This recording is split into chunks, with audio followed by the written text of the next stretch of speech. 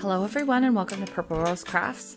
Today we're going to talk about how to knit faster. So we're going to talk about English style knitting versus continental style knitting and which one is faster and which one will get your projects done more quickly. So we just grabbed some size 7.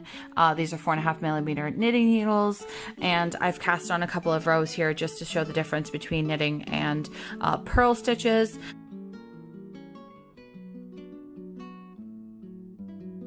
Basically, what we've been doing in the past and on all of our previous videos is we have English style knitting. So basically what we're doing is we're holding all of our stitches and knitting with our yarn in our dominant hand. So what's happening here is we're doing basically like a 4-step stitch. We insert our needle, hold on to our needle with our left hand, grab our yarn, wrap it around, step 3, and then loop off, and then loop off the left hand needle. Okay, so insert, hold on to everything with your left hand, loop your yarn and bring your needle back through, and then loop off of our hook, our needle. All right, so let's finish off our row with our knit stitches. So I mean, knitting led this way, you know, not super slow, right? You know, you can kind of get it going pretty quickly. But of course, if you don't hold on to your left hand needle quite tight enough, you can drop a couple of stitches and end up making a big mistake, right?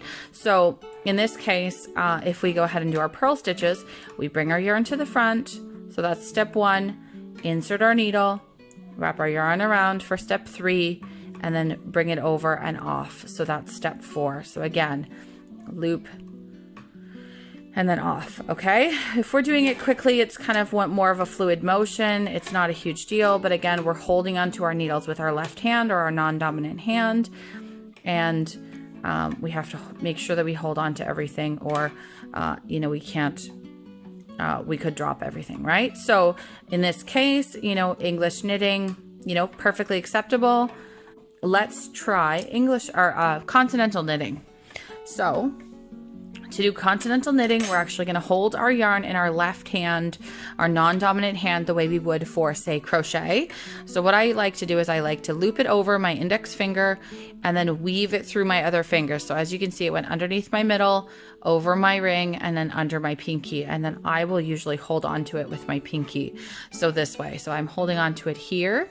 Now, in this case, what's going to happen is we want to keep in mind that when we are knitting, we always loop our yarn around our stitches from the back to the front, okay?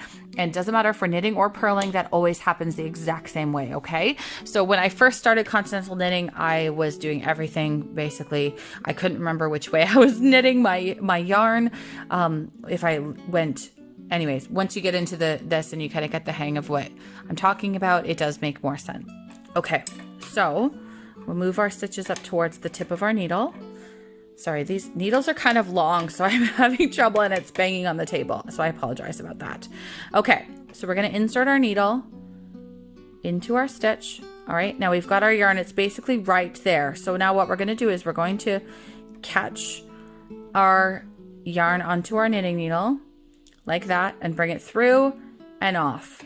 Okay, so this is basically one motion. So we insert our needle, catch the other one. See, you can see me moving my index finger to kind of force the yarn between the two needles, and then I just bring it back through.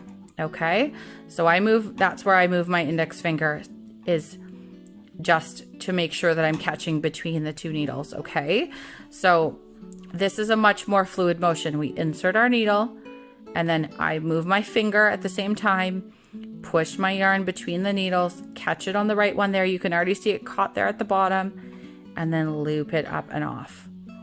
All right, let's do that one more time.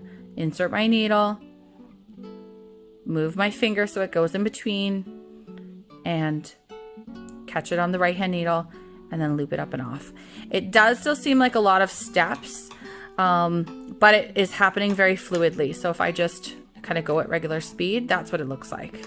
Okay, now we're actually getting into the purl section. So I'm going to come back and I'll show you this one more time on the next row. But let's jump ahead. and start some purl stitching. Okay, so what you can see here is this is us ending our knit stitching.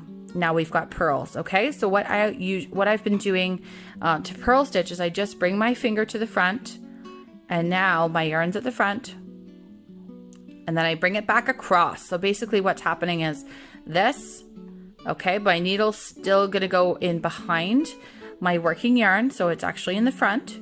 My yarn's in the front, and now I insert my needle into the front of my stitch, right, as if to purl. Sorry, this is in the way, you can't really see that. Okay, so here's what's happening. If I move this out of the way, this is our working yarn. So now we're into this stitch as if we're purling, okay?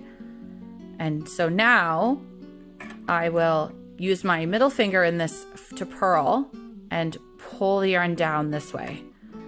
So then it's now between the stitches, and I can loop it up and off. Where is it here? There it is. So it's now on the needle. Okay. So let's do that again. So now I keep my finger to the front, bring my needle around the behind, and insert it this way. Catch it with my middle finger. So purl stitching for me is just a little bit harder because it does require that extra push with my middle finger. But it does make a lot of sense when I'm switching back and forth.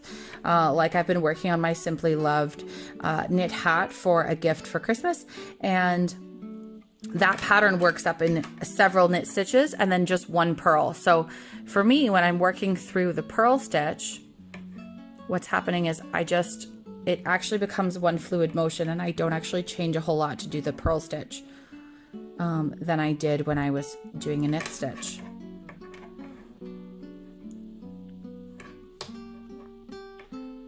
All right, and see, when I loop off my yarn, it naturally wants to come back to the back. So if we're switching back and forth, this is actually really simple.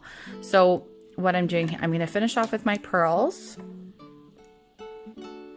And I'll show you another couple of examples of how we go back and forth after the next row, okay?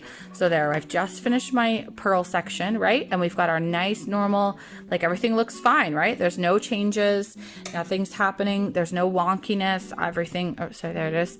There's no wonkiness, and everything looks, nice and, normal. And all right, so I just actually switched over to our in the round needles here. I was having a hard time with the table and, just the firmness of the surface and the length of my needles. I felt like it wasn't coming through well on the video. So we're going to switch things up for just the rest of this video. When I turn things around, what I usually do is I need to make sure that my yarn ends up in the back for our knit stitches, of course.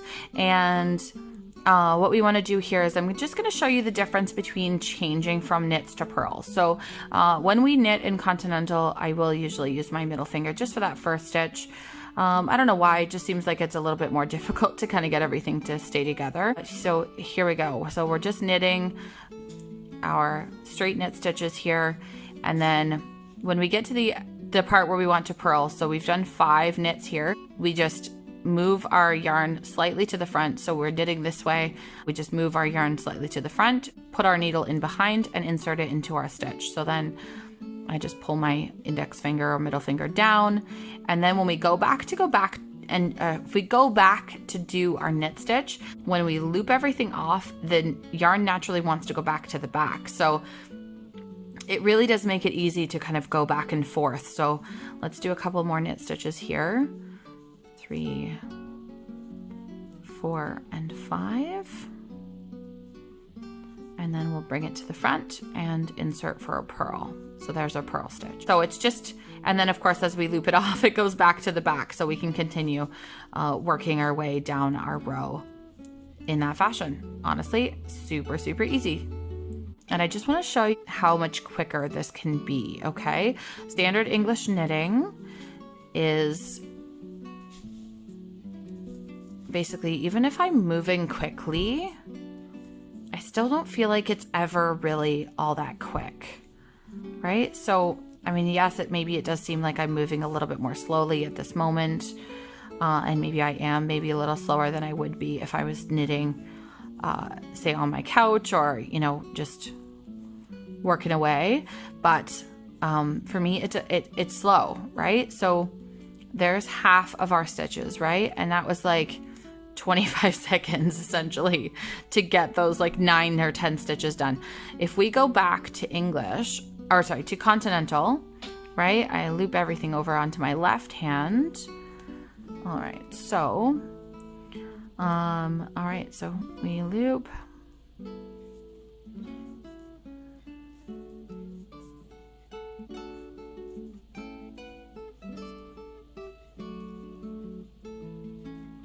So that's 15 seconds there, and we have like 2 stitches left. So we're close to 20 seconds here. But if you think about it, like, you know, honestly, working, say, taking 5 seconds in the difference to do like 10 stitches, great. That doesn't really seem like a whole lot, but when you're adding it to a hat, you know, if you can get another whole row done in 5 minutes instead of 6 minutes, then, you know, you're going to get your projects done that much more quickly, right?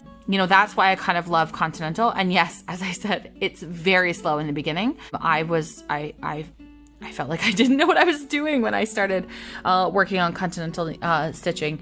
And honestly, I'm so glad that my aunt taught this one to me, because she really did give me you know, a way to kind of move much more quickly through my projects when I'm knitting. So give this a try. Honestly, like once you kind of get the hang of it, it really does move more quickly. And don't look at my swatch, because it's, you know, all kinds of crazy at this point, because I'm just moving from one section to the next. But anyways, that's all for today's video. So I hope you guys liked it. And if you did, go ahead and give us a thumbs up and hit the subscribe button, because we have lots more knitting and crochet tutorials to come in the next several weeks. And of course, if you have any ideas for stuff you think that we should post, comment down below, because I'd love to hear about your tutorials on the channel.